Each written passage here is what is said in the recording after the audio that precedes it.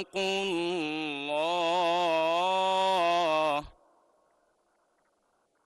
إن الله خبير بما تعملون صدق الله العظيم পবিত্র কুরআনুল কারীমের সূরা আল মাইদার 8 নম্বর আয়াতে কারিমা তেলাওয়াত করা হলো, যার বাংলা অর্থ এইরূপ: হে ঈমানদার লোকেরা, তোমরা আল্লাহর জন্য সত্য ও ন্যায়ের উপর সাক্ষী হয়ে যাও। সত্য ন্যায়ের সাক্ষী হয়ে অবিচলভাবে দাঁড়িয়ে থাকো। বিশেষ কোনো সম্প্রদায়ের দুশমনী যেন তোমাদের এমনভাবে প্ররোচিত না করে যে এর ফলে তোমরা আর তাদের সাথে ন্যায় ও ইনসাফ করবে না। তোমরা ইনসাফ করো, কারণ এ কাজটি আল্লাহ তাআলাকে ভয় করে চলার অধিকতর নিকটবর্তী। তোমরা আল্লাহ তাআলাকে ভয় করো, অবশ্যই আল্লাহ তাআলা তোমাদের কর্মকাণ্ড সম্পর্কে পূর্ণাঙ্গ ওয়াকেফাল। বারাকাল্লাহু লানা ওয়া লাকুম ফিল কুরআনিল আযীম। আসসালামু আলাইকুম ওয়া রাহমাতুল্লাহি ওয়া বারাকাতুহু। বিসমিল্লাহির রহমানির রহিম। আসসালামু আলাইকুম ওয়া রাহমাতুল্লাহ। মাননীয় সদস্যবৃন্দ, দিনের কার্যভুক্ত মাননীয় প্রধানমন্ত্রী কর্তৃক উত্তরদানের জন্য নির্ধারিত প্রশ্ন জিজ্ঞাসা ও উত্তর টেবিলে উপস্থাপিত হলো। দিনের কার্যসূচিভুক্ত অন্যান্য মাননীয় মন্ত্রীগণের জন্য নির্ধারিত প্রশ্ন জিজ্ঞাসা ও উত্তর টেবিলে উপস্থাপিত হলো।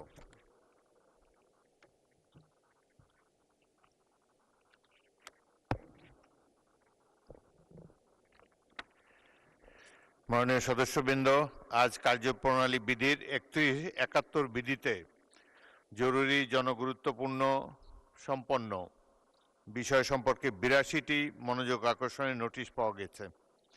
নোটিশদাতা মাননীয় সদস্যগণ হলেন Mohammad Kamrul Hasan, Mymensingh 6, Mohammad Raihan Siraji, Rangpur 1, Mohammad Shafiqur Rahman Kiran, Shariatpur 2, Rumin Farhana, Brahmanbaria 2, Mohammad Fahim Chowdhury, Sherpur 2, S M Jahangir Hossain, Dhaka 18, Sheikh Jahangir Hossain Helal, Khulna 2, Lutfur Rahman, Cox's Bazar 3, S K Azizul Bari, Khulna 4, Mohammad Jahangir Ali Mia, Madaripur 2, Mohammad Abdul Alim, Bagerhat 4, Mohammad Ali Asgar, Pabna 3, Mohammad Rabiul Awal, Tangail 6, Mohammad Selim Bhuiyan, Comilla 2, Mohammad Akhtaruzzaman, Mymensingh 10, Mohammad Abdul Aziz, Natore 4, Gazi Enamul Haque, Jessore 6, Mohammad Zahirul Islam, Chittagong 16, Mohammad Selim Reza, Sirajganj 1, Anisur Rahman, Madaripur 3, Masum Mustafa, Netrokona 5, Mohammad Shahadat Hossain, Lakshmipur 1, Mohammad Abu Sufian, Chittagong 9, Mohammad Nurul Islam, Chapainawabganj 3, Mohammad Ashrafuddin, Narsingdi 5, Mohammad Mahbubur Rahman, Mymensingh 7, Mujibur Rahman Iqbal, Kishoreganj 5, Ikramul Bari Tipu, Naogaon 4, Abul Hasan, Sylhet 5, Nasir Uddin Ahmed, Moulvibazar 1, Mohammad Rashedul Islam, Rashed, Sherpur 1, Mohammad Mushfiqur Rahman, Brahmanbaria 4, A M Mahbub Uddin, Noakhali 1, Shahjahan Chowdhury, Chattogram 15, G M Nazrul Islam, Satkhira 4, Mohammad Majedur Rahman, Gaibandha 1, Mohammad Mizanur Rahman, Chapainawabganj 2, Mohammad Ilias Mollah, Faridpur 1, Joynul Abedin Faruk, Noakhali 2, Mohammad Golam Rasul, Jessore 4, Mohammad Muktar Ali, Jessore 6, Mohammad Enamul Haque, Naogaon 2, Mohammad Abdul Baten, Dhaka 16, Alamgir Mohammad Mahfuzullah Farid, Cox's Bazar 2, Mohammad রকনউদ্দিন Babul, Lalmonirhat 2, Khandakar Abu Ashfaq, Dhaka 1, Mohammad Abu Taleb Mondal, Pabna 4, Mohammad Abdul Khalek, Satkhira 2, Mohammad Ruhul Amin Dulal Pirojpur 3, Atikur Rahman Mujahid Kurigram 2, S M Rafiqul Islam Gazipur 3, Mohammad Mahbubur Rahman Belal Rangpur 3, Obaidullah সালাফি নীলফামারী 3, মোহাম্মদ আব্দুল হান্নান চাঁদপুর 4, মোহাম্মদ মাসুদ পারভেজ চুয়াডাঙ্গা 1, মোহাম্মদ আব্দুল সাত্তার নীলফামারী 1, মোহাম্মদ আনোয়ারুল ইসলাম কুড়িগ্রাম 1, কলিমুদ্দিন আহমদ সুনামগঞ্জ 5, মোহাম্মদ শামসুর রহমান শিমুল বিশ্বাস পাবনা 5, মোহাম্মদ আব্দুল সালাম ঠাকুরগাঁও 2, মোহাম্মদ মাহবুবুল আলম কুড়িগ্রাম 3, মোহাম্মদ আফজাল হোসেন কুষ্টিয়া 4, মোহাম্মদ রুহুল আমিন চুয়াডাঙ্গা 2, মোহাম্মদ আবুল কালাম আজাদ খুলনা 6, সালাউদ্দিন গাজীপুর 4, হাফেজ মোহাম্মদ রবিউল বাশার সাতক্ষীরা 3, মোহাম্মদ আবদুল্লাহ আল আমিন নারায়ণগঞ্জ 4, মোহাম্মদ মতিউর রহমান জেনাদা 3, আমির এজাজ খান খুলনা 1, এ K M Fazal Haque Milan Gazipur 5, Kamruzzaman Kamrul Sunamganj 1, AZ M Rezwanul Haque Dinajpur 5, Mohammad Anwarul Haque Netrokona 2, M A Hannan Brahmanbaria 1, A E Sultan Mahmud Babu Jamalpur 2, Mohammad Ainul Haque Sirajganj 3, Shah Mohammad Wares Ali Mamun Jamalpur 5, Sheikh Manjurul Haque Bagerhat 2, Sheikh Farid Ahmad Chandpur 3, Mohammad Mustafizur Rahman Babul Jamalpur 3, Mohammad Mustafizur Rahman Bhuiyan Narayanganj 1, Ishrat Sultana Elon Bhutto Jhalokati 2। নোটিশগুলোর মধ্য থেকে আমি পিরোজপুর 3 আসন থেকে নির্বাচিত মাননীয় সংসদ সদস্য মোহাম্মদ রুহুল আমিন দুলাল, গাজীপুর 3 আসন থেকে নির্বাচিত সংসদ সদস্য এস এম রফিকুল ইসলাম এবং সুনামগঞ্জ 5 হতে নির্বাচিত মাননীয় সংসদ সদস্য কলিমুদ্দিন আহমদের নোটিশগুলো গ্রহণ করলাম। বাকি নোটিশগুলো গ্রহণ করা সম্ভব হলো না বলে দুঃখিত। যাদের নোটিশ গ্রহণ করা হয়নি বিধি অনুযায়ী তাদের মধ্য থেকে প্রত্যেককে নিজ নিজ নোটিশের বিষয়বস্তু সম্পর্কে 2 মিনিট করে বক্তব্য রাখার আহ্বান জানাবো। তবে মোট 30 জনের মধ্যে যতজন সদস্য মোট 30 মিনিটের মধ্যে যতজন সদস্য বক্তব্য রাখা সম্ভব ততজন সদস্য বক্তব্য রাখবেন। এখন আমি বক্তাদেরকে আহ্বান জানাচ্ছি। প্রথমেই মোহাম্মদ রায়হান সিরাজি রংপুর 1।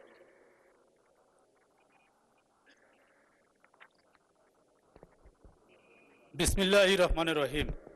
মাননীয় স্পিকার, আপনাকে ধন্যবাদ। সর্বপ্রথম মহান রবের দরবারে শুকরিয়া আদায় করছি, যার অশেষ মেহেরবানিতে এই মহান সংসদে প্রথমবারের মতো আসবার সুযোগ হয়েছে। মাননীয় স্পিকার, আপনার মাধ্যমে আমার নির্বাচনী এলাকা রংপুর 1, 19 রংপুর 1-এর সর্বস্তরের জনগণকে ধন্যবাদ জানাই, যারা ৭৮,১১৪ ভোটের বিশাল ব্যবধানে বিজয়ী করে এই মহান সংসদে ৩৮ বছর পর জন্মসূত্রে এই প্রথম তাদের সন্তানকে তাদের কথা বলবার জন্য এই পার্লামেন্টে পাঠিয়েছেন মাননীয় স্পিকার। মাননীয় স্পিকার, হৃদয়ের সবটুকু আবেগ উজাড় করে শ্রদ্ধাভরে স্মরণ করছি রংপুরের শহীদ আবু সাঈদ সহ জুলাই যোদ্ধাদেরকে, যারা জীবনের ঝুঁকি নিয়ে অনিশ্চিত ভবিষ্যৎকে সামনে রেখে সংবিধানের গ্রামার ব্যাকরণ তাজবিদ না বুঝে সর্বোচ্চ ঝুঁকি নিয়ে সাংবিধানিকভাবে ২৬ সালের আগেই ফ্যাসিবাদী ঘোষণা অনুযায়ী ৪১ সালের আগেই এই সংসদে আমাদেরকে আসবার সুযোগ করে দিয়েছেন। মাননীয় স্পিকার, আমার নির্বাচনী এলাকার 9টি ইউনিয়ন গঙ্গাচড়া উপজেলার 7টি ইউনিয়ন তিস্তা তীরবর্তী, যে এলাকার মানুষের দীর্ঘদিনের স্বপ্ন তিস্তা মহাপরিকল্পনা বাস্তবায়ন, যে আন্দোলনের অগ্রসৈনিক আজকের মাননীয় মন্ত্রী, ত্রাণ ও দুর্যোগ ব্যবস্থাপনা মন্ত্রণালয়ের মাননীয় মন্ত্রী। আমাদের আন্দোলনের স্লোগান ছিল কোনটে ব্যাহে জাগো তোমরা। রংপুরের মানুষ, উত্তরাঞ্চলের মানুষ জেগে আছে। এ অঞ্চলের মানুষ জানতে চায় তিস্তা মহাপরিকল্পনা কবে নাগাদ বাস্তবায়ন হবে। ধন্যবাদ মাননীয় স্পিকার। জনাব মোহাম্মদ রবিউল আউয়াল, টাঙ্গাইল 6। বিসমিল্লাহির রহমানির রহিম। মাননীয় স্পিকার, আপনাকে ধন্যবাদ। নাহমাদুহু ওয়া নুসাল্লি আলা রাসূলিহিল কারীম, আম্মা বাদ, আউযু বিল্লাহি মিনাশ শাইতানির রাজীম। বিসমিল্লাহির রহমানির রহিম। আপনাকে অনেক ধন্যবাদ। আমি প্রথমেই শুকরিয়া আদায় করি সেই পবিত্র সত্তা যার হাতে আমার জীবন এবং মৃত্যু। সৃষ্টি জগতের সমস্ত কিছুর মালিক সেই মহান রাব্বুল আলামিন আমাকে বাঁচিয়ে রেখেছেন। আমাদের জনাব প্রধানমন্ত্রী জনাব তারেক রহমানের মাধ্যমে এখানে নমিনেশন পেয়েছিলাম।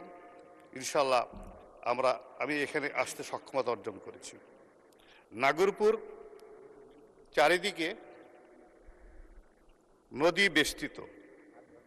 বাংলাদেশ নদীমাতৃক দেশ। সেই নদীমাতৃক দেশের অন্তর্ভুক্ত নাগরপুর উপজেলা। নাগরপুর উপজেলায় নদীমাতৃক এলাকায় নদী বেষ্টিত এরিয়া। তা আমি মাননীয় মন্ত্রী মহোদয়ের কাছে আবেদন জানাই আপনার মাধ্যমে বাঁধ পরিকল্পনা যদি নাগরপুরে না থাকে সেখানে আমরা জনগণ প্রতি বৎসরই ভাঙনের কবলে পড়ে। তাই আপনাদের কাছে আপনার মাধ্যমে মাননীয় মন্ত্রী মহোদয়ের কাছে আহ্বান জানাচ্ছি নাগরপুরে এই ক্ষেত্রে উনি কতটুকু পরিকল্পনা রেখেছেন বা রাখতে পারেন। আমি বাংলাদেশ 135 নাগরপুর দেলতার 2টি উপজেলা, সেখানে আরও উন্নয়নের কর্মসূচি আছে। সেদিকে প্রতিটা ক্ষেত্রেই আমাদের মন্ত্রী মহোদয় যেসব ডিপার্টমেন্টে আছেন তাদের কাছে বিনীত আহ্বান জানাবো। আমি সেই কথাগুলো পরবর্তীকালে তুলে ধরবো। যেহেতু আজকে সবাই কম, কথা বলতে পারছি না। ধন্যবাদ সবাইকে। আমাদের শহীদ প্রেসিডেন্ট জিয়াউর রহমান আত্মার মাগফিরাত কামনা করে আমাদের মা, গণতন্ত্রের মা মোহাম্মদ আখতারুজ্জামান, ময়মনসিংহ 10।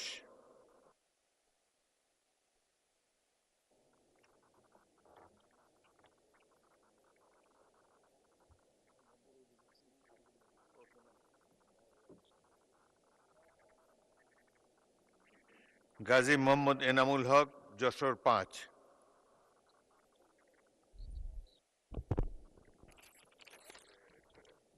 আসসালামু আলাইকুম রহমতুল্লাহ।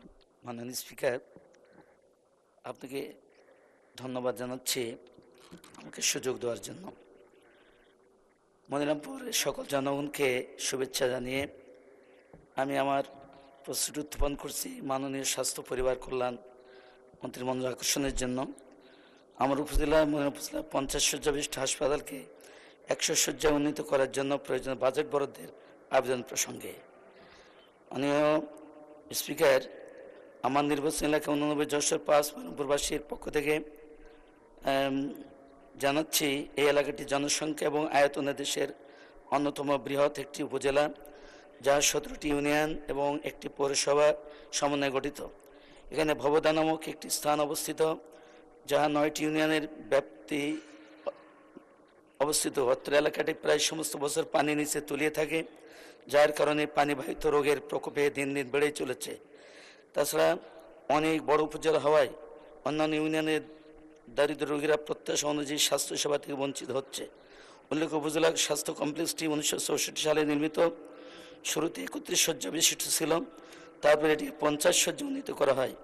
এলাকার হতদরিদ্র জনগণের স্বাস্থ্যসেবা নিশ্চিতে বর্তমানে এটিকে 100 শয্যা উন্নীত করা খুবই জরুরি। তবে 64 সালে নির্মিত বিল্ডিংটির বর্তমানে খুবই জরাজীর্ণ অবস্থা। এজন্য অতি পুরাতন, ভগ্নদশা, জরাজীর্ণ অবকাঠামোর উপর অতিরিক্ত 50 শয্যা নির্মাণ করা একেবারেই সমীচীন হবে না। এই কারিগরি সম্ভাব্যতা যাচাই করে 100 শয্যার একটি নতুন ভবন নির্মাণ করা একান্ত প্রয়োজন। অতএব উপযুক্ত তথ্য বিষয় বস্তুর আলোকে এলাকার মানুষের প্রাণের দাবি পূরণের প্রয়োজনীয় ব্যবস্থা গ্রহণের জন্য আপনাকে বিশেষভাবে অনুরোধ করছি। মাননীয় স্পিকার, এই ভবনটি 31 বেডে অবকাঠামো ছিল, সেটা 50। মোহাম্মদ জহিরুল ইসলাম, চট্টগ্রাম 16।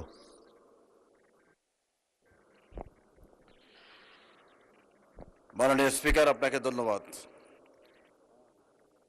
আজকে আমি সর্বাগ্রে আল্লাহ পাকের দরবারে শুকরিয়া আদায় করছি। আমার নির্বাচন এলাকা চট্টগ্রাম 16 বাঁশখালীবাসীকে আমি কৃতজ্ঞতা স্বীকার করছি, যাদের প্রত্যক্ষ পরোক্ষ সমর্থনের কারণে আজকে মহান জাতীয় সংসদে প্রতিনিধিত্ব করতে পেরেছি।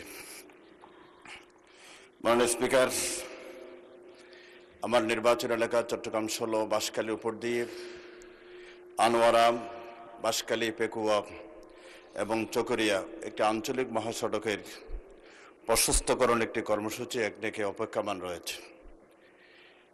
এই জায়গা দিয়ে মহেশখালী কুতুবদিয়া সহ প্রায় কয়েকটি উপজেলার লক্ষ লক্ষ লোক যাতায়াত করে। কর্ণফুলী টানেল, যেটা বাংলাদেশের দীর্ঘতম 1000 কোটি টাকা দিয়ে নির্মিত, এই টানেলটি দৈনন্দিন লোকসান হচ্ছে। ওই টানেল যদি সচল করতে হয়, চট্টগ্রাম থেকে যদি এবং কক্সবাজারের যাতায়াত যদি আমরা জ্বালানি সাশ্রয় করি, অর্থ সাশ্রয় করতে হয় এবং সর্বোপরি সময় সাশ্রয় করি, আমাদের এই প্রকল্পটি অতীব জরুরি, যেটা একদিকে অপেক্ষায় রয়েছে। আমি মাননীয় পরিকল্পনা মন্ত্রী মহোদয়ের কাছে আমার প্রশ্ন, আমার রোডসের কাছে আমার প্রশ্ন, এই প্রকল্পটি যাতে দ্রুততম সময়ে অনুমোদিত হয় এবং কার্যকর হয়, যাতে করে এলাকার মানুষগণ দীর্ঘদিন এই সমস্যা থেকে, দুর্ভোগ থেকে মুক্তি পায়। মাননীয় স্পিকার, আপনাকে ধন্যবাদ। আমার এই নির্বাচন এলাকার সর্বোচ্চ গুরুত্বপূর্ণ রোডসের এই প্রশস্তকরণ কর্মসূচি আঞ্চলিক মহাসড়কের এই প্রকল্পটি আমি মাসুম মুস্তফা, নেত্রকোনা 5।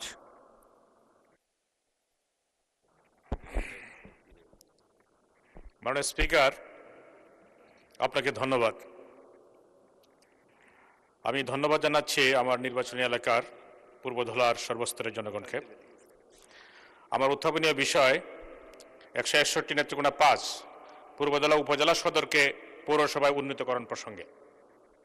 মাননীয় স্পিকার, নেত্রকোনা জেলার পূর্বধলা উপজেলা সদর 2005 সালের 19 সেপ্টেম্বর তৎকালীন সরকারের উদ্যোগে পৌরসভায় উন্নীত হওয়ার পর এলাকাটিতে পরিকল্পিত নগরায়ন, অবকাঠামোগত উন্নয়ন এবং নাগরিক সেবা প্রদানে উল্লেখযোগ্য অগ্রগতি সাধিত হয়। পৌর প্রশাসনের অধীনে রাস্তাঘাট ও ড্রেনেজ ব্যবস্থার উন্নয়ন, নিয়মিত রাজস্ব আদায়, জন্ম মৃত্যু নিবন্ধন, নাগরিক সনদ প্রদান সহ বিভিন্ন সেবামূলক কার্যক্রম সুশৃঙ্খলভাবে পরিচালিত হচ্ছিল, যার ফলে এলাকাবাসী সরকারি পৌরসভার সুফল ভোগ করছিল, সরাসরি পৌরসভার সুফল ভোগ করছিল।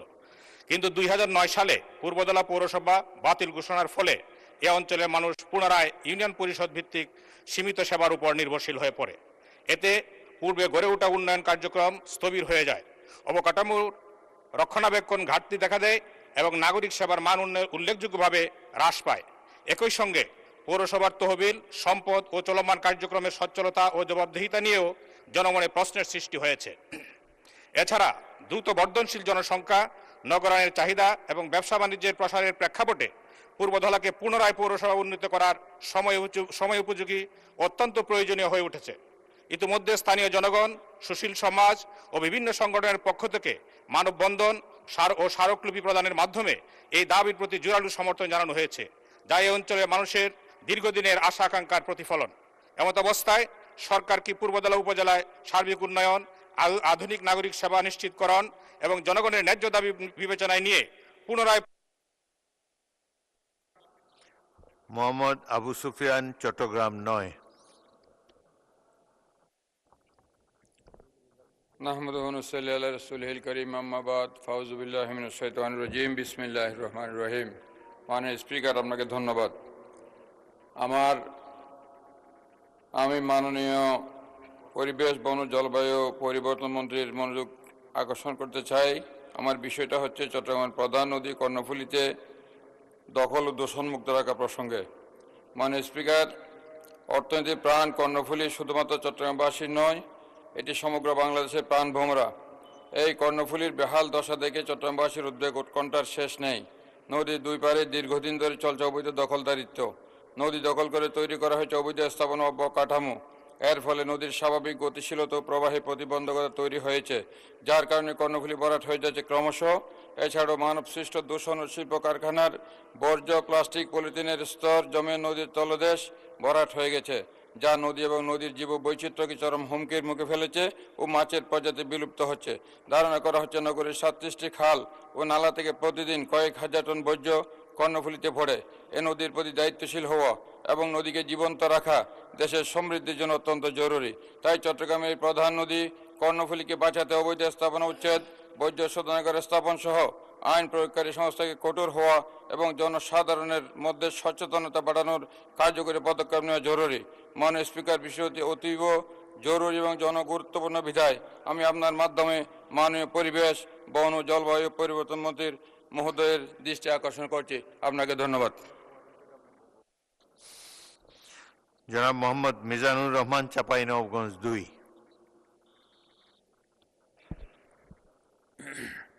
বিসমিল্লাহ রহমান রহিম। মাননীয় স্পিকার, আপনাকে ধন্যবাদ। মাননীয় স্পিকার, আমার নির্বাচনী এলাকা 44 চাঁপাইনবাবগঞ্জ 2, 3টি উপজেলা নাচল, গমস্তাপুর এবং ভোলাহাটের সমন্বয়ে গঠিত। আমার এলাকা গমস্তাপুর উপজেলার রহনপুর হচ্ছে নির্বাচনী এলাকার হেডকোয়ার্টার। এইখানে বাংলাদেশের উত্তর পশ্চিমাঞ্চলের সর্বশেষ rail station Rohanpur rail station অবস্থিত। এটি একটি ব্রিটিশ আমলের বাণিজ্য কেন্দ্র, ব্যবসা কেন্দ্র। ভারত থেকে পণ্যবাহী রেল এই পথ দিয়ে বাংলাদেশে প্রবেশ করে। এখান থেকে হাজার হাজার কোটি কোটি টাকার রাজস্ব আয় বাংলাদেশ সরকারের হয়ে থাকে। শিক্ষা, ছাত্রছাত্রীরা ঢাকায় আসে, শ্রমিকরা আসে, ব্যবসার জন্য শত শত মানুষ প্রতিদিন ওই এলাকা থেকে ঢাকায় আসতে হয়। কিন্তু রহনপুর থেকে ঢাকায় আসার জন্য কোনো ইন্টারসিটি ট্রেন রহনপুর থেকে ঢাকা পর্যন্ত নাই। মাননীয় স্পিকার, আমি আপনার মাধ্যমে মাননীয় রেলপথ মন্ত্রী মহোদয়ের দৃষ্টি আকর্ষণ করছি, যদি একটি ইন্টারসিটি ট্রেন রহনপুর থেকে ঢাকাগামী চালু করা হয়, তাহলে এই নির্বাচনী এলাকার 3টি উপজেলা সহ পার্শ্ববর্তী নওগাঁ জেলার 2টি উপজেলা এবং চাঁপাইনবাবগঞ্জের পার্শ্ববর্তী শিবগঞ্জ উপজেলার কয়েকটি ইউনিয়নের মানুষ এখান থেকে বহুবিধভাবে উপকৃত হবে। মাননীয় স্পিকার, আপনাকে অসংখ্য ধন্যবাদ। মোহাম্মদ এনামুল হক, নওগাঁ 2।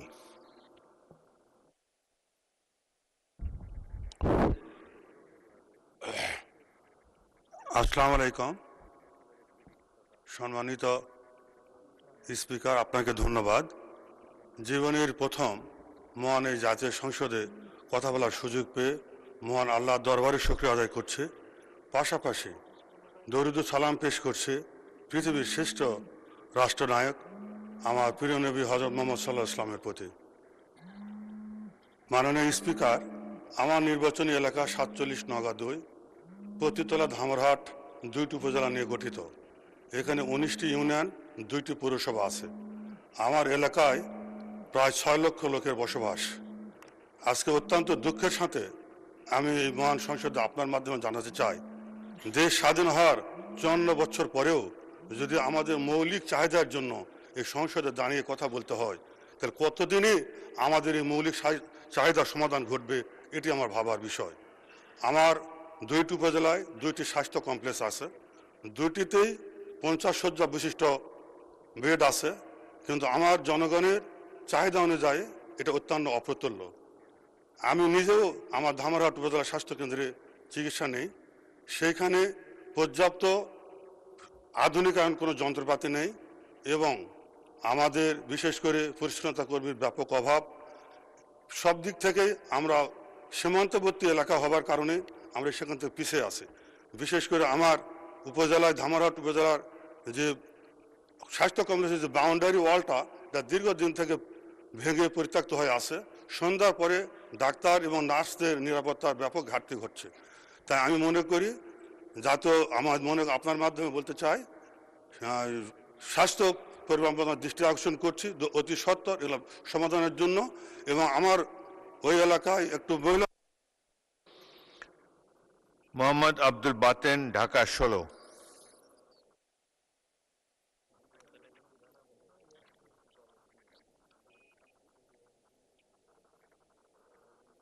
অনুপস্থিত।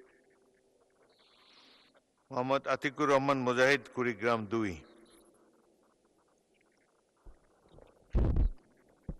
মাননীয় স্পিকার, আপনাকে অসংখ্য ধন্যবাদ। আমি যখন দাঁড়িয়ে আছি আমার এলাকায়, তখন অনেক শিক্ষার্থী তাদের পড়াশোনা করতে পারতেছে না। বিশেষ করে আমার বোনেরা যারা তাদের ইচ্ছা থাকা সত্ত্বেও নির্দিষ্ট দূরত্বের কারণে তারা পড়াশোনা করতে পারে না।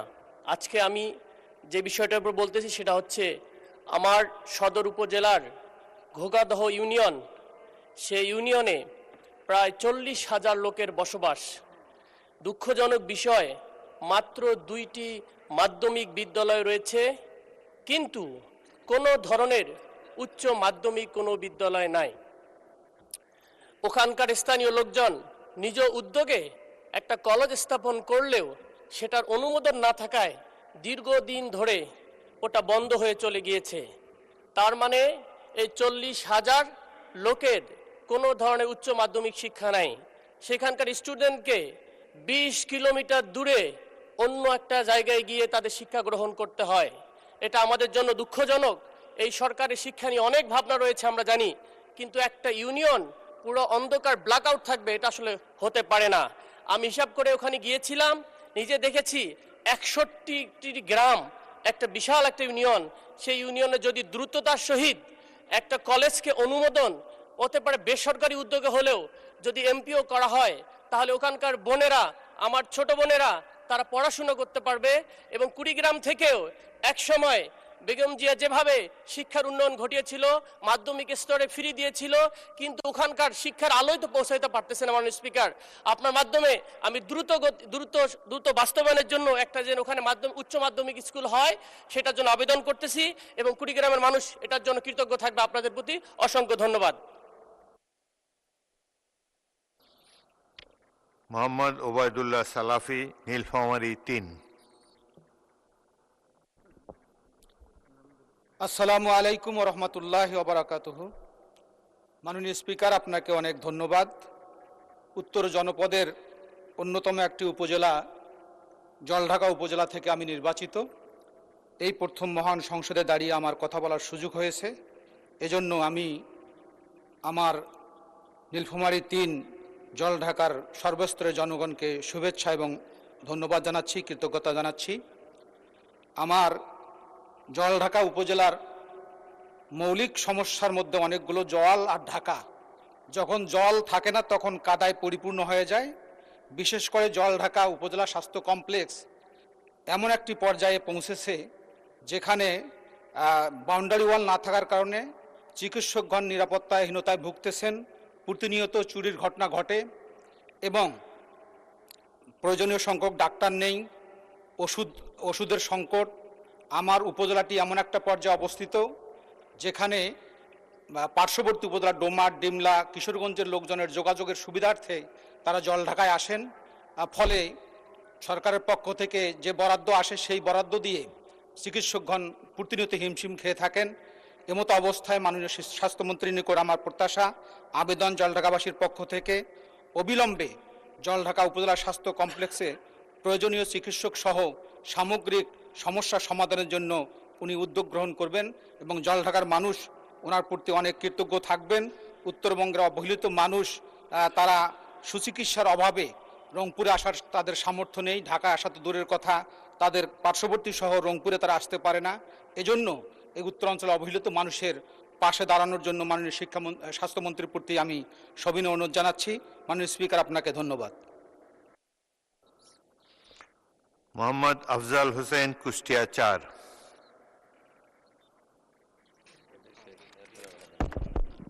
ধন্যবাদ মাননীয় স্পিকার। আমি আপনার মাধ্যমে আমার নির্বাচনী এলাকা কুষ্টিয়া 4-এর খোকসা এবং কুমারখালীর জনতাকে মোবারকবাদ জানাই, যারা আমাকে নির্বাচিত করে এই মহান সংসদে কথা বলার সুযোগ করে দিয়েছেন। মাননীয় স্পিকার, আমার নির্বাচনী এলাকা কুষ্টিয়া 4-এর খোকসার জাদিপুর ঘাট থেকে ওসমানপুর ঘাট পর্যন্ত একটা সেতু নির্বাচনের দাবি এলাকার জনগণের দীর্ঘদিনের। বিগত সরকারের সময় 2023 সালের 5ই সেপ্টেম্বর একনেক বৈঠকে সেতুটির প্রকল্পটি অনুমোদিত হয়, কিন্তু বিগত সরকারের অব্যবস্থাপনা এবং তাদের দুর্নীতির কারণে সেতুটি আজও আলোর মুখ দেখে নাই। মাননীয় স্পিকার, এই এলাকার দীর্ঘদিনের সমস্যা। এই এলাকাটি নদী দ্বারা দুই ভাগে বিভক্ত। এলাকার স্কুল কলেজের ছাত্রছাত্রীবৃন্দ স্কুলে যাতায়াত করতে নদী পাড়ি দিয়ে যেতে হয়। এজন্য তারা যাতায়াত বা লেখাপড়ার ক্ষেত্রে এলাকার মানুষের খুবই অসুবিধা হয়। বিধায় এই সেতুটি খুবই গুরুত্বপূর্ণ। এজন্য মাননীয় স্পিকার, আমি মাননীয় স্থানীয় সরকার, পল্লী উন্নয়ন এবং সমবায় মন্ত্রীর নিকট বিনীতভাবে অনুরোধ জানাচ্ছি, খুকসার এই সেতুটি নির্মাণ করে এলাকার জনগণের দুর্ভোগ থেকে বা এলাকার শিক্ষার প্রসার ঘটানোর জন্য ব্যবস্থা গ্রহণ করবেন বলে আমি মনে করি। মাননীয় স্পিকার, এ দাবি জানাই। আপনাকে ধন্যবাদ মাননীয় স্পিকার। মোহাম্মদ রুহুল আমিন, চুয়াডাঙ্গা 2।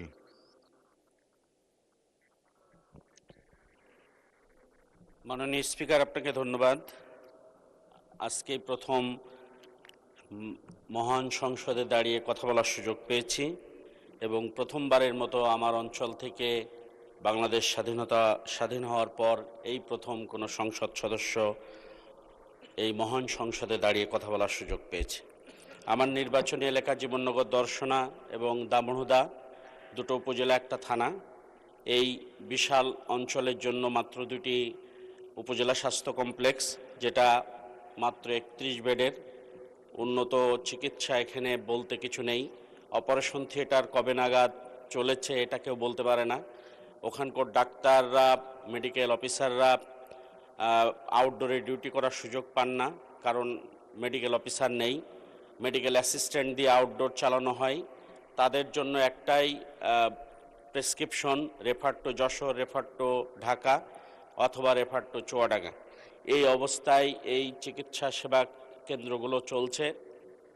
এই চিকিৎসা সেবা কেন্দ্রগুলোকে আমার অঞ্চলের মানুষের প্রত্যাশা এবং আপনার মাধ্যমে স্বাস্থ্যমন্ত্রী মহোদয়ের কাছে বিনয়ের অনুরোধ যে এটাকে 100 বেডে রূপান্তরিত করে আমার অঞ্চলের মানুষের স্বাস্থ্য সেবা নিশ্চিতকরণের জন্য উদ্যোগ গ্রহণ করবেন মাননীয় স্পিকার।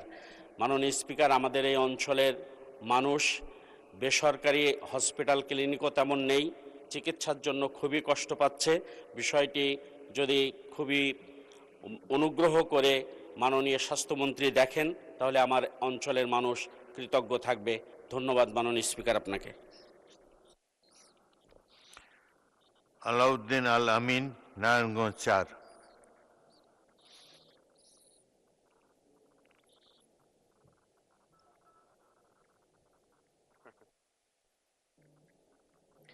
বিসমিল্লাহির রহমানির রহিম।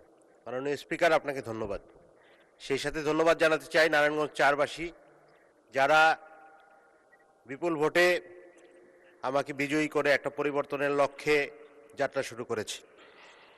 মাননীয় স্পিকার, আজকে আমার জনগুরুত্বপূর্ণ দৃষ্টি আকর্ষণের যে নোটিশ, সেই নোটিশের টপিকটি ছিল হচ্ছে নারায়ণগঞ্জে 2023 সালে একটি বিজ্ঞান ও প্রযুক্তি বিশ্ববিদ্যালয়ে অনুমোদিত হয়েছিল। মাননীয় শিক্ষামন্ত্রীর দৃষ্টি আকর্ষণ আমি করতে চাই যে সেই বিশ্ববিদ্যালয়ের কোনো অবকাঠামো বা পরবর্তী কোনো কার্যক্রম আমরা দেখিনি। অতি দ্রুত বা শীঘ্রই সেই বিশ্ববিদ্যালয়টি অবকাঠামো তৈরি এবং বিশ্ববিদ্যালয়টি কার্যক্রম শুরু করার জন্য কোনো ধরনের কোনো পরিকল্পনা আছে কিনা সেটা আমি জানতে চাই মাননীয় স্পিকার, শিক্ষামন্ত্রী মহোদয়ের কাছে। সেই সাথে মাননীয় স্পিকার, আমরা যেটা জানি যে নারায়ণগঞ্জ একটি অবহেলিত জনপদ। অবহেলিত এই অর্থে যে বিভিন্ন সময় নারায়ণগঞ্জে বাংলাদেশের সর্বোচ্চ ট্যাক্স পেইং জেলা হলেও আমরা দেখেছি গডফাদার সন্ত্রাসীদের কারণে নারায়ণগঞ্জের অনেক পজিটিভ জিনিস নেগেটিভ ব্র্যান্ডিংয়ে পরিণত হয়েছে।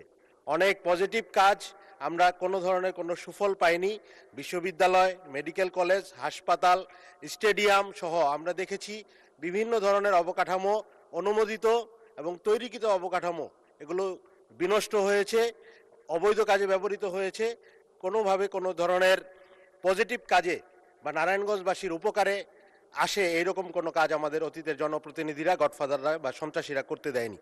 তো এই ক্ষেত্রে মাননীয় শিক্ষামন্ত্রীর কাছে আমার স্পেসিফিক আজকের টপিকের কোশ্চেন যে 23 সালের যেই বিশ্ববিদ্যালয়টি অনুমোদিত হয়েছিল সেটা বাস্তবায়নের কোনো পদক্ষেপ তারা নেবেন কি? ধন্যবাদ। মোহাম্মদ মতিউর রহমান, ঝিনাইদহ 3। মাননীয় স্পিকার, আপনাকে এবং আপনার মাধ্যমে আমার নির্বাচিত এলাকা মহেশপুর কোটচাঁদপুরের সকল পর্যায়ের জনগণকে ধন্যবাদ জানাচ্ছি। আমার দুটি উপজেলা, একটি মহেশপুর, একটি কোটচাঁদপুর।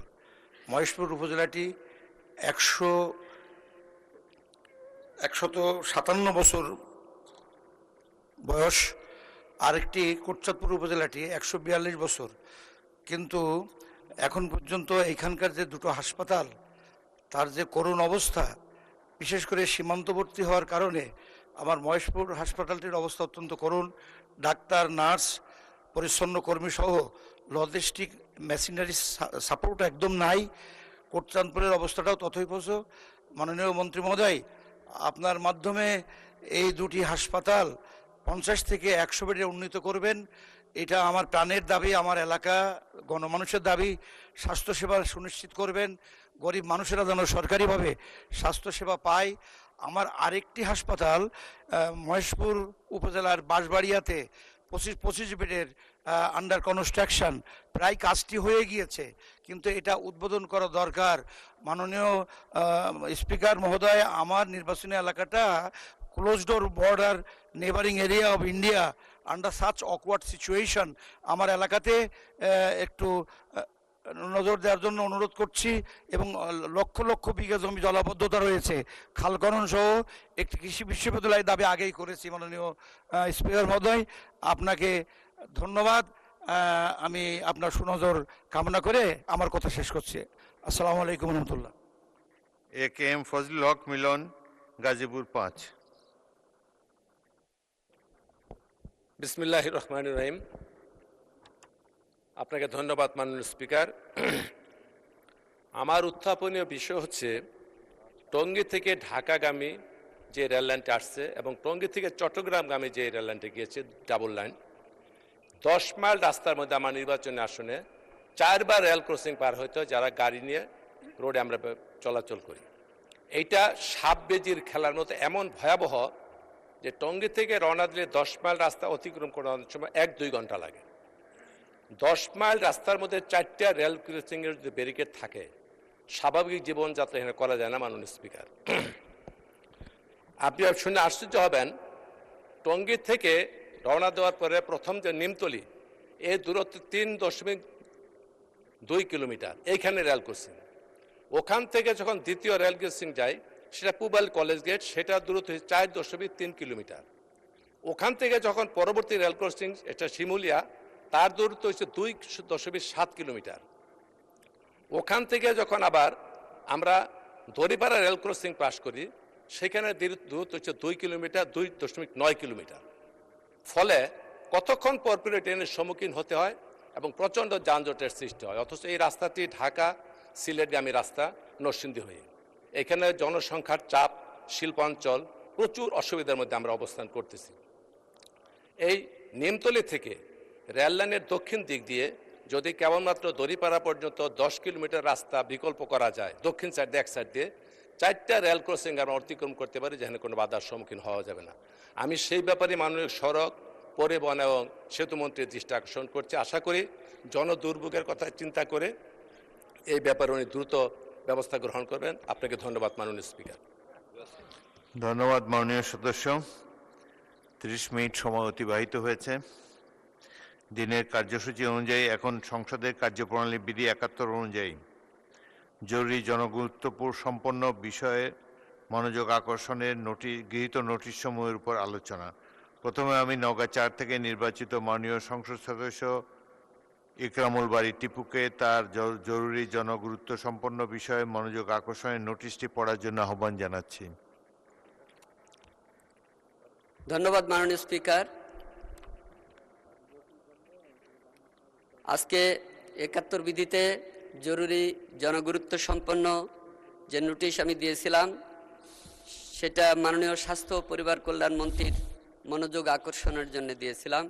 উত্থাপনীয় বিষয়, গ্রামীণ জনসাধারণের স্বাস্থ্যসেবা প্রাথমিক পর্যায়েও যাতে উন্নতভাবে দেওয়া যায়, সেজন্য গ্রামীণ চিকিৎসক বা পল্লী চিকিৎসকদের অন্তত 6 মাসের প্রশিক্ষণ দেওয়া প্রসঙ্গে।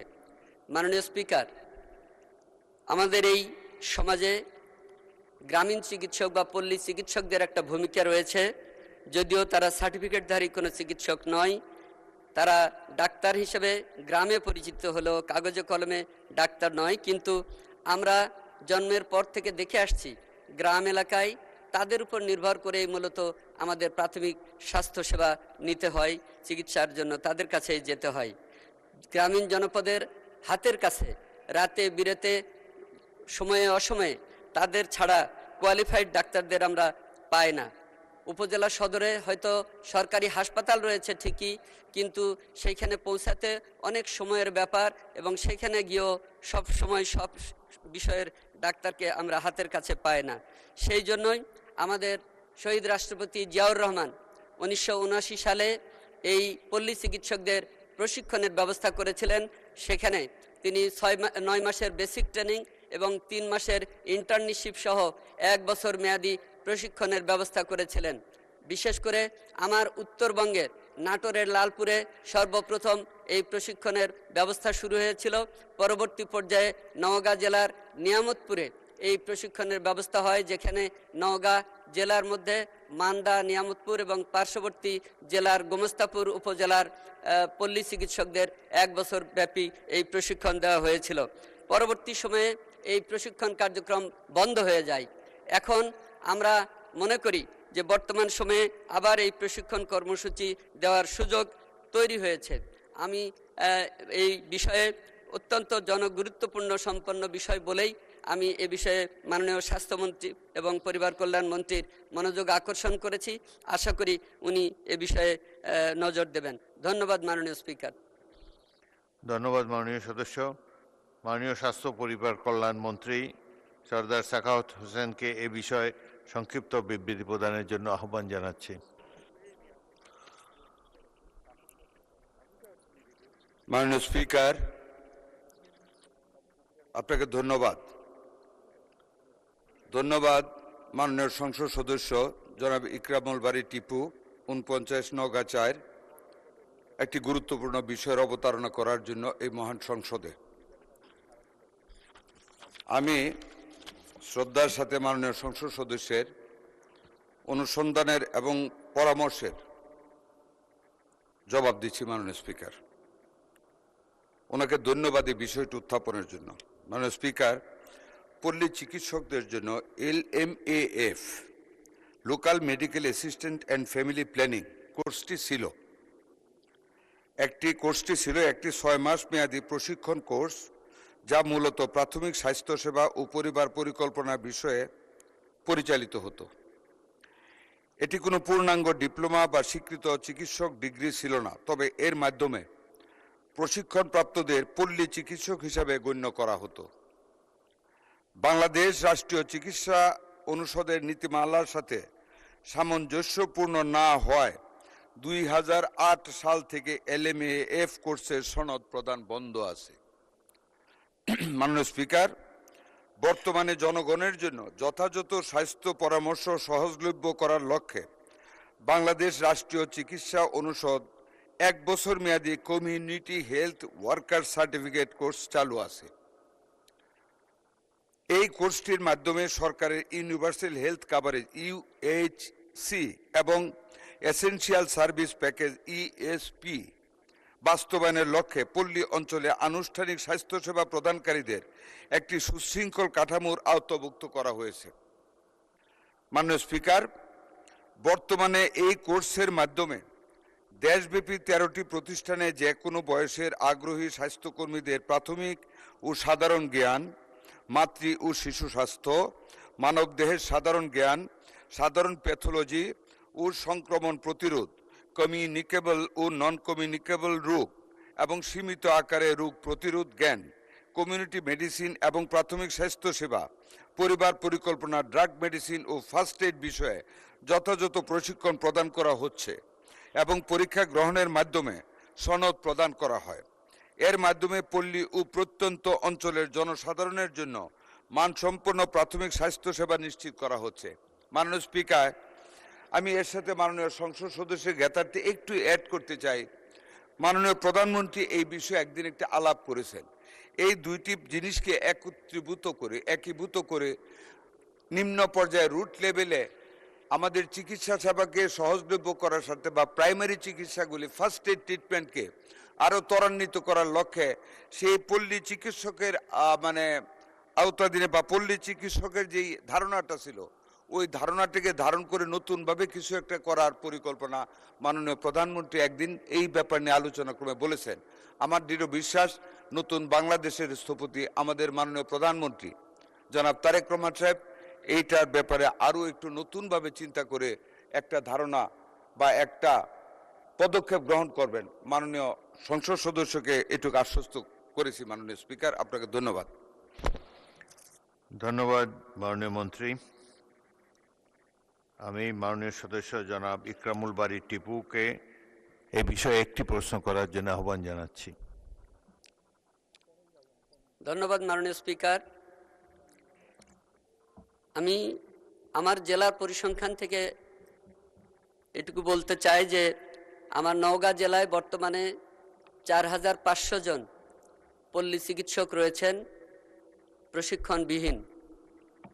শুধুমাত্র আমার মান্দা উপজেলাতেই 450 থেকে 500 জন পল্লী চিকিৎসক রয়েছেন এবং এর সংখ্যা দিনে দিনে বৃদ্ধি পাচ্ছে। আমাদের অনেক শিক্ষিত বেকার যুবকরা অন্য কোনো পেশায় ঢুকতে না পেরে নিজেকে এই পেশার সঙ্গে সম্পৃক্ত করছে। সুতরাং তাদের প্রশিক্ষণের জন্য নওগাঁ জেলায় অথবা আমার মান্দা উপজেলায় ছোট আকারে হলেও একটা প্রশিক্ষণ কেন্দ্র খোলা যায় কিনা এ ব্যাপারে মাননীয় স্বাস্থ্যমন্ত্রী যদি কিছু বলতেন। ধন্যবাদ মাননীয় স্পিকার। মাননীয় মন্ত্রী সরদার সাখাওয়াত হোসেন। মাননীয় স্পিকার, মাননীয় সংসদ সদস্য ওনার এলাকার জনগণের স্বাস্থ্য সেবাকে নিশ্চিত করার লক্ষ্যে যে পরামর্শটা দিয়েছেন নওগাঁ জেলার মান্দা উপজেলার ব্যাপারে, আমি মাননীয় স্পিকার মাননীয় সংসদ সদস্যকে অনুরোধ করব উনি যদি আমার সাথে সাক্ষাৎ করেন আমি আরও বিস্তারিতভাবে প্রশিক্ষণটা দেওয়া যায় কিনা ওইখানে, বা কতদিনে দেওয়া যাবে, বা করতে এটাকে সাকসেসফুল করতে কি কি করতে হবে প্রয়োজন বোধে মাননীয় প্রধানমন্ত্রীর সাথে আলাপ করে আমি ওনার কাজটি করার জন্য সচেষ্ট থাকবো। মাননীয় সংসদ সদস্যকে ধন্যবাদ এবং আমন্ত্রণ জানালাম আমার সাথে একটু দেখা করার জন্য। মাননীয় স্পিকার, আপনাকে ধন্যবাদ। আমি এখন ব্রাহ্মণবাড়িয়া 2 আসন থেকে নির্বাচিত মাননীয় সদস্য বেগম রুমিন ফারহানাকে তার জরুরি জনগুরুত্বপূর্ণ সম্পন্ন বিষয়ে মনোযোগ আকর্ষণের নোটিশ পড়ার আহ্বান জানাচ্ছি। মাননীয় স্পিকার, আপনাকে ধন্যবাদ। মাননীয় স্পিকার, আমার উত্থাপনীয় বিষয় হাম বা মিজলসের টিকা। মাননীয় মন্ত্রী, আমরা এখন 2030 সালের মধ্যে টেকসই উন্নয়ন লক্ষ্যমাত্রা এসডিজি অর্জনের পথে হাঁটছি। তখন হাম বা মিজলস ভাইরাসের পুনরায় প্রাদুর্ভাব আমাদের সেই লক্ষ্য অর্জনকে বড় ধরনের প্রশ্নের মুখে দাঁড় করিয়েছে। গবেষণায় দেখা গেছে হাম কেবল একটি ভাইরাস নয়, এটি একটি ইমিউন অ্যামনেশিয়া তৈরি করে, অর্থাৎ একবার হাম আক্রান্ত হলে শিশুর শরীরের রোগ প্রতিরোধ ক্ষমতা বছরের পর বছর দুর্বল থাকে, যার ফলে সে অন্য কোনো সাধারণ রোগেও মারা যেতে পারে। মাননীয় মন্ত্রী, আমি তথ্যের ভিত্তিতে কিছু বিষয় আপনার সামনে তুলে ধরতে চাই। টিকা গ্রহণ বনাম বাস্তবতা। বিশ্ব স্বাস্থ্য সংস্থা হুয়ের মতে একটি জনপদে হামের মহামারী রুখতে হলে 95% বেশি শিশুকে 2 ডোজ MR টিকা দিতে হয়। কিন্তু করোনা পরবর্তী সময়ে আমাদের নিয়মিত টিকাদান কর্মসূচিতে যে গ্যাপ তৈরি হয়েছে তার সুযোগ নিচ্ছে এই ভাইরাস। শুধু তাই নয় মাননীয় স্পিকার, আমাদের এর মধ্যে একটি অন্তর্বর্তীকালীন সরকার দায়িত্ব পালন করেছে 1.5 বছর এবং এই 1.5 বছরে কর্মকর্তাদের মধ্যে পরিবর্তন এসছে, নতুন করে টিকার কোনো অর্ডার দেয়া হয়নি এবং আমাদের যারা স্বাস্থ্যকর্মী আছেন যারা টিকা পরিবহন করেন তারা গত 9 মাস ধরে কোনো বেতন পায়নি। দেখা গেছে আমাদের প্রায় 35টি জেলাতে 45% স্বাস্থ্যকর্মীর বা টিকাদান কর্মসূচিতে যারা যুক্ত এরকম কোনো কর্মীর নিয়োগ বা তাদের অভাব আছে। প্রায় অর্ধেক জেলাতেই আমাদের এই সংক্রান্ত স্বাস্থ্যকর্মীর অভাব আছে। সো এই সব কিছু মিলিয়েই আজকে এই হামের ভয়াবহতা। আন্তর্জাতিক সতর্কতা বলছে সম্প্রতি ইউনিসেফ এবং WHO সতর্ক করেছে বিশ্বজুড়ে হামের সংক্রমণ ৭৯% বৃদ্ধি পেয়েছে। বাংলাদেশেও তার ঢেউ এসছে, বিশেষ করে ঢাকা এবং তার পার্শ্ববর্তী এলাকা এবং ঘনবসতিপূর্ণ শহরের বস্তিগুলো, যেখানে একটা ঘরে অনেক বেশি সংখ্যক লোক থাকে এবং একটা ঘরের সঙ্গে আরেকটা ঘরের কোনো দূরত্বই নাই। সেই জায়গাগুলো এখন হামের হটস্পটে পরিণত হয়েছে। স্বাস্থ্যমন্ত্রী মহোদয়কে আমি অনুরোধ করব যে তিনি সরাসরি মাঠ পর্যায়ের প্রকৃত চিত্র এবং টিকার মজুদ ও বিতরণের পরিসংখ্যান এই মহান সংসদে পেশ করবেন। ধন্যবাদ মাননীয় স্পিকার। মাননীয় মন্ত্রী। মাননীয় স্পিকার, আপনাকে ধন্যবাদ জানাচ্ছি মাননীয় সংসদ সদস্য রুমিন ফারহানাকে ওনার কনসার্নের জন্য। মাননীয় স্পিকার, আমাকে ওনার প্রশ্নটা যেভাবে লিখিত এসেছে এর সাথে আরও অনেক কিছু উনি অ্যাড করেছে। I think I should address all of our queries. একটু আমাকে টাইম দেবেন। মাননীয় স্পিকার, একটা কথা উনি বলেছেন লাস্ট লাইনে আমাকে উদ্দেশ্য করে, তিনি যেন কেবল সবার মধ্যে সীমাবদ্ধ না থাকেন। মাননীয় speaker, I do not know how she knows I have only restricted myself in holding the meetings only. A honorable member of parliament should not deliver such comment regarding another member of parliament, because I am not and I have not restricted myself in holding meetings only. I am looking after all the activities. I and we are looking over all the activities